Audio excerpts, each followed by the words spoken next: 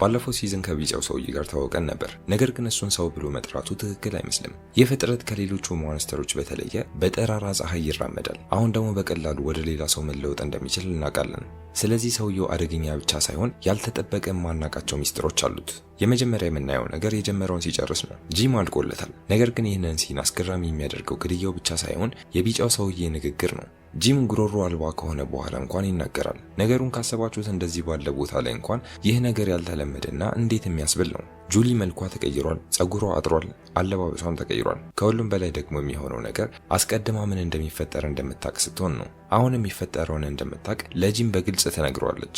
ግምቷን እየተናገረች እንዳልሆነ ደግሞ ግልጽ ነው። ቀድማ የተፈጠረውን አይተዋለች። ያን ጊዜ ነው ቢጫው ሰውዬ እንደዚህ መገናኘታችንን ማቆም አለብን ያለው። ይህ ማለት ለመጀመሪያ ጊዜ መገናኘታቸው እንዳልሆነ ይነግረናል። እንደ ታይም ሉፕ ወይም ኢተን እንደሚለው ቪዚቲንግ ቻፕተር ውስጥ ናት። ክስተቶችን መመልከት ብቻ ሳይሆን በውስጣቸው እየተመላለሰች ነው። እናም ታሪኩ አንዴ ከተነገረ በኋላ መቀየር እንደማይችል ይነግራታል። ጥያቄው የሚሆነው ጁሊ ከዚህ በፊት ምን ያህል አይታለች የሚለው ነው። ወደ መንገዱ እንዞራለን። አንድ ሰው መኪና እየነዳ ወደ ከተማው ይገባል። ነገር ግን እዚህ ጋር ልብ ያላላችሁ ትንሽ የሚመስል ትልቅ ነገር አለ። የመኪናው ሰሌዳ ኤሎይስ የሚል ይመስላል። እንደምታስታውሱት ደግሞ ኤሎይስ የቪክተር እህት ናት። ልብ ካላችሁ እስካሁን የሷን አስክሬን በጭራሽ አላየንም። እንደ ፍሮም ባለ ድራማ ላይ ደግሞ አስክሬን ካላየህ ያ ዝም ብሎ የተፈጠረ አጋጣሚ አይሆንም። ቪክተር በአንድ ወቅት እህቱ ድብብቆች በመጫወት በጣም ጎበዝ እንደነበረች ተናግሮ ነበር። ያ ንግግር በወቅቱ ምንም ክብደት አልነበረውም።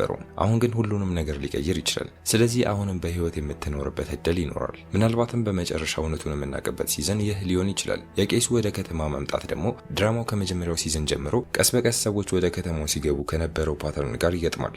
ሁልጊዜ አዳዲስ ሰዎች ሲመጡ በምትኩ አንድ ሰው ይሞታል። ጂም እና ቤተሰቡ ደግሞ ወደ ከተማው ከመምጣታቸው በፊት ሜገንና እናቷ ሞተው ነበር። የኮሎኒ ሃውስ ጭፍጨፋውንም ካየን ልክ ከዚያ በኋላ ባስ ሙሉ አዳዲስ ሰዎች መጡ። ከተማው ሚዛን እንደሚጠብቅ ያሳየናል። ሰዎች ሲሄዱ ሰዎች ይገባሉ። ቪክተር አዳዲስ ሰዎች በገቡ ቁጥር በጣቱ መቁጠር ይጀምራል። ይህንን ፓተርን የሚያውቀው ይመስላል። ስንት ሰው መጣ ብሎ እየቆጠረ ሳይሆን ቀጥሎ ማን እንደሚሞት እያሰላ ነው። ምናልባትም በድንገት ከአባቱ ጋር ክፍል ሼር ማድረግ የፈለገው እንዳይሞት ሊጠብቀው ፈልጎ ሊሆን ይችላል። አሁን ደግሞ ወደ ፋትማ ስንሄድ እጅግ በጣም ከባድ ሁኔታ ውስጥ ነው ያለችው። አብዛኞቹ ሰዎች ሊያስቡት እንኳን የማይፈልጉትን ነገሮች ማገናኘት ጀምራለች። ማንስተሮቹ ከመጀመሪያው ማንስተሮች አልነበሩም። መጀመሪያውኑም ሰዎች ነበሩ።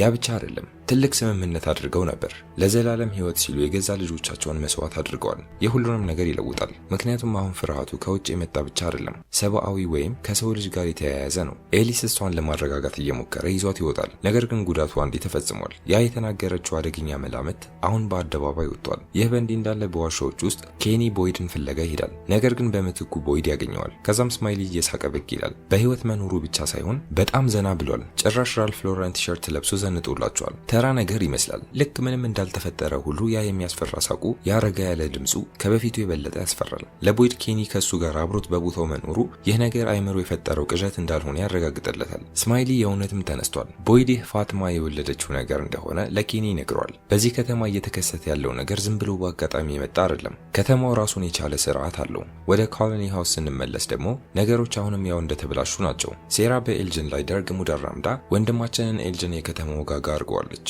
በጣም ጭካኔ የተሞላበት ድርጊት ነበር። ነገር ግን በእሷ አስተሳሰብ ለቦይድ አስባ ነው። ይህ ቦታ እሷን እንደመረዛት ሁሉ እሱንም ለማበላሸት እየሞከረ እንደሆነ ታስባለች። ስለዚህ ያንን ቀይ መስመር በድጋሚ ታልፈዋለች። ኤልጅን አንድ አይኑ ጠፍቶ ተኝቷል። ክርስቲ ደግሞ የምትችለውን ለማስተካከል ትሞክራለች። አኳስታ ባዶ ጥይቶች ይዛ እዚያው ክፍል ውስጥ መቆሟ ይህ ሌላ ትልቅ ምሳሌያዊ ትርጉም አለው። ትክክለኛ ጥበቃ የማይሰጥ ጥበቃ።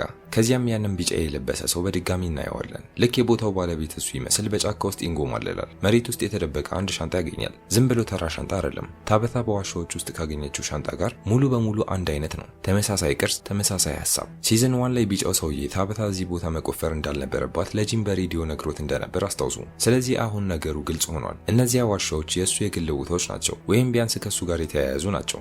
ሻንጣውን ከፍቶ ልብሶቹን መቀየር ይጀምራል። ሌላ ሰው ለመሆን ራሱን ማዘጋጀቱ ነው። በኋላ ላይ እንደምናየው ሶፊያ ወደምትባል የ15 ዓመት የዋህ የምትመስል ልጅ ይቀየራል። ይህ ፍጥረት ምንም ይሁን ምን እውነተኛው ለውጥ ከዚህ በላይ ጥልቅ ነው። በመጨረሻም ወደ ቦይድ እንመለሳለን። ወደ ሼሪፍ ስቴሽኑ ይሄድና ጥይቶችን መቁጠር ይጀምራል። ለመዋጋት ሳይሆን ለሰዎች ምርጫ ለመስጠት ነው። ይህ በአሁኑ ሰዓት ቦይድ ስላለበት የስነ ልቦና ሁኔታ ብዙ ነገር ይነግረናል። ነገሮችን ለማሸነፍ እያቀደ አይደለም፣ ለከፋ ነገር እየተዘጋጀ እንጂ። ኬኒ በከተማ ውስጥ 47 ሰዎች ብቻ እንደቀሩ ይነግሯል። ያ ቁጥር ትልቅ ትርጉም አለው። ምክንያቱም 4 እና 7 በዚህ ሾው ላይ በየቦታው ጣል ያደርጓታል። በአርቪ ውስጥ ባሳለፉት ምሽት ሬዲዮ ላይ ተነዋል። ቲሊ 4 ልጆችና 7 የልጅ ልጆች እንዳሏት ተናግራለች። በዋሻ ውስጥ በስተግራ 4 ወፎች፣ በስተቀኝ ደግሞ 7 ወፎች ያሉበት ስዕል አይተናል። ላይት ሃውስ ላይ ካሉት የቅርብ ዓመታት መሃል ያለው ልዩነት 47 ነው። ቄስ ካትሪን ከመሞቱ በፊት ለሴራ የ74ኛውን መጽሐፍ እየኖረን ቢሆንስ ብሏት ነበር። ይህ ምናልባት ወደ ሌላ ምዕራፍ ለመሸጋገር የመጨረሻው ወሰን ሊሆን ይችላል። ይህ አሁን በአጋጣሚ የመጣ አይደለም። ልክ እንደ ቼክ ፖይንት ነው።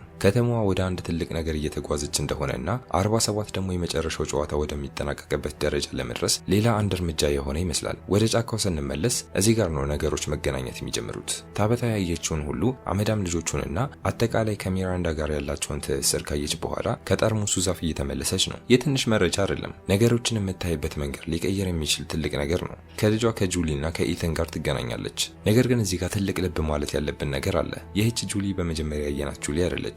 ያችኛዋ ጁሊ በጂም ላይ ምን ሊደርስ እንደሚችል አስቀድማ ታውቅ ነበር። ይህችኛዋ ግን ምንም የምታውቀው ነገር የለም። ይህ ደግሞ በተለያዩ ምዕራፎች ውስጥ በሚንቀሳቀሱ የጁሊ ቨርዥኖችና የተለያዩ ታይምላይኖች መኖራቸውን ሙሉ በሙሉ ያረጋግጥልናል።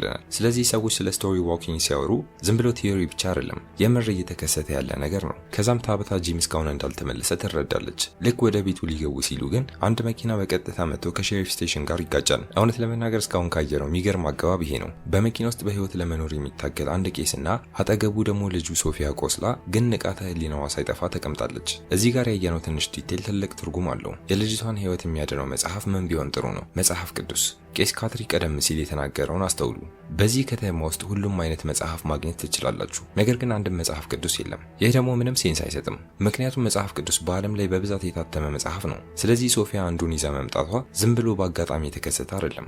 ልክ በትክክለኛው ሰዓት ወደ ከተማው እንዲገባ ሆን ተብሎ የተቀመጠ ነው የሚመስለው። ሶፊያን በሰላም ከመኪናው ያወጣታል። ከዛም በራንድል የሀሳብ እገዛ አንድ መሳሪያ በመጠቀም ቄሱን ከመኪናው አውጥተው ወደ ክሊኒኩ ይወስዱታል። ሶፊያ ደግሞ የተሰጣትን ሚና በደንብ ተጫውተዋለች። በድንጋጤ ውስጥ ያለች ትራውማታይዝድ የሆነች ልጅ መስላ ትቀርባለች።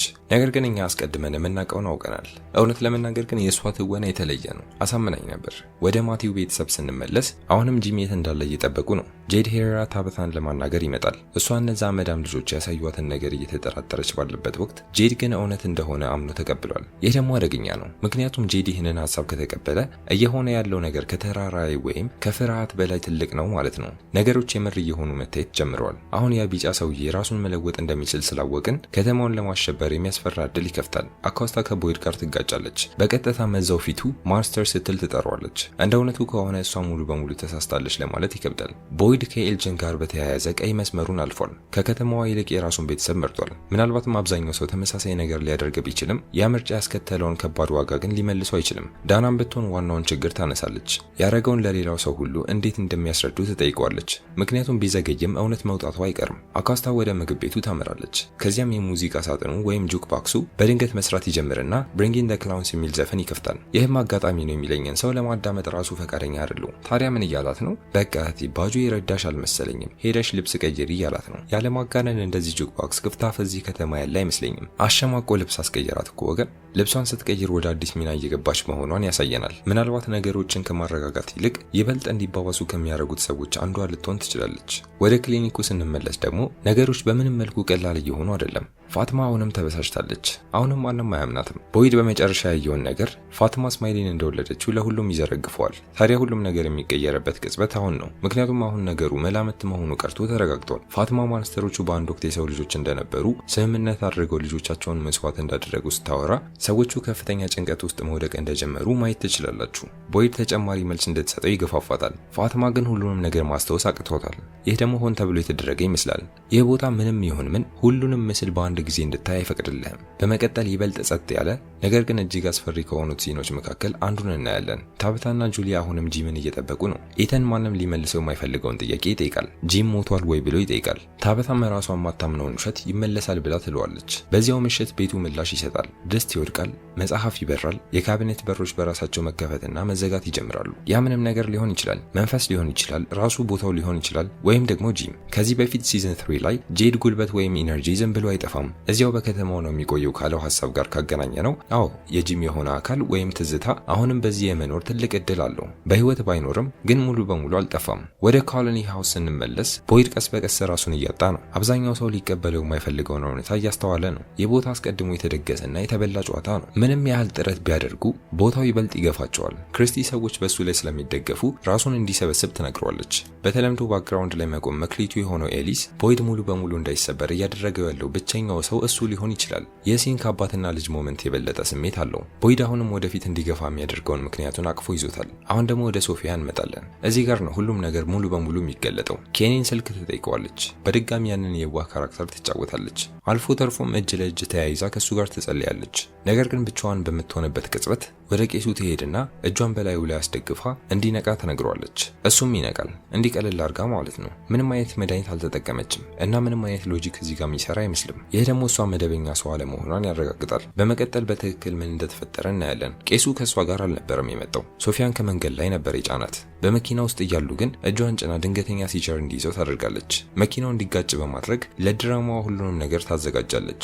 ይህ የምርም አደጋ እንዳልነበር እንረዳለን። ከዚያም የመጨረሻው የእንቆቅልሹ ክፍል ይገለጣል። ያንን ቢጫ ሰውዬ ከሻንጣው ጋር እናየዋለን። ቅርጹን ቀይሮ ወደ ሶፊያ ይለወጣል። ስለዚህ እስካሁን ስንከታተል የነበረችው ልጅ እኛ ባሰብነው መንገድ በጭራሽ እውነተኛ አልነበረችም። ሌላ ተጨማሪ ጭንብል ናት።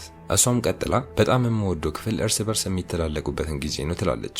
ዋናው መፍራት ያለብን ማንስተሮቹን አይደለም፣ ሰዎች እርስ በርስ በአይነ ቁራኛ የሚተያዩበትና የሚፋጁበት ሲዝን ይመስላል። እስካሁን ያየነው የአንዱን ኤፒሶድ ብሬክዳውን ብቻ ነው። ፊልሙን ያላያችሁት ካላችሁ ማየት ጀምሩ። እኔም እያንዳንዱ ኤፒሶድ እንደወጣ ብሬክዳውን እሰራበታለሁ። አመሰግናለሁ።